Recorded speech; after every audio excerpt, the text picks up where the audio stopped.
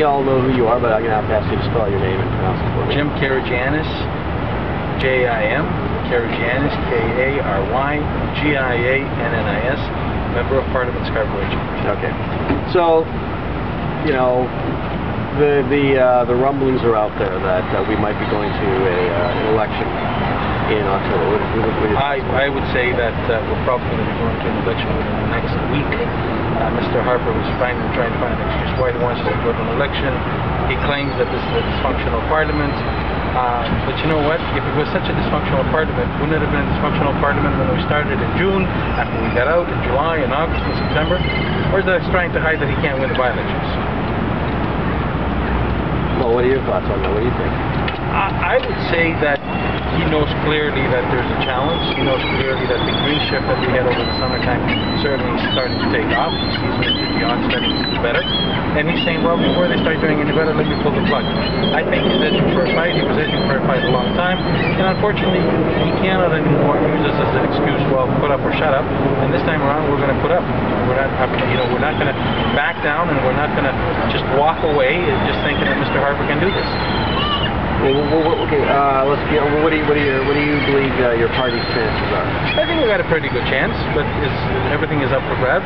There's a few scenarios that have played out, but I think that at the end of the day that we will do better.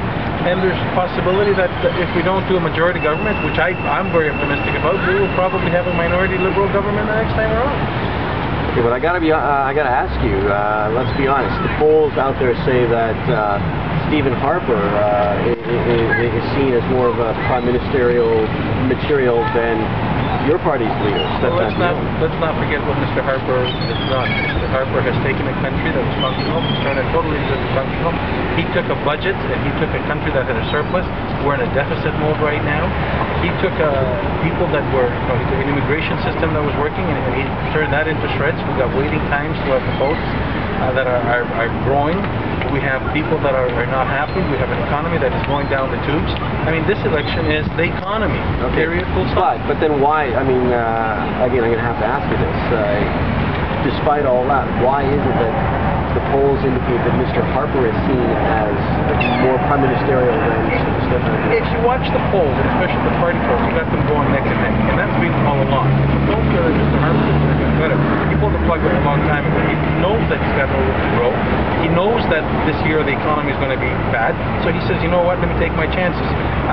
We do have some difficulties with, the polls not reflecting what Mr. Dion's capabilities are, but this country will get to know Mr. Dion, and as we're going to go through an election, people will see Mr. Dion. I mean, you've got to understand, Mr. Harper had three this is going to be his third federal campaign. Mr. Dion hasn't had any, so as people get to learn who Mr. Dion is, the honest individual that he is, and the individual right down to earth, I think people are going to warm up to him, and you're going to see those numbers shift.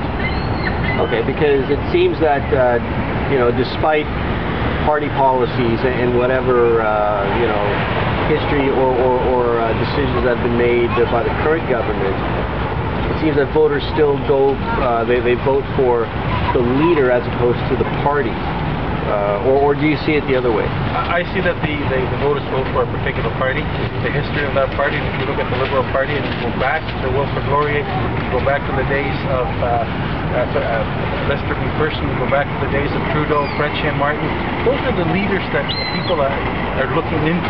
They know what the leadership of the Liberal Party is capable of. And Mr. Dion is that kind of a leader. He is the kind of a leader that he said, look, I think the environment is a major issue. We brought our green shift way up front. We put it out there and we said to the people, we're going to discuss it. Just don't bring it the last 5 days of the campaign. This is it, take it or leave it. We are discussing it. We are looking at how we can communicate with people. We're looking saying, look, this is our platform. Tell us if you like it, tell us if you don't like it. Of course, you got Mr. Harper that's calling it the green shaft.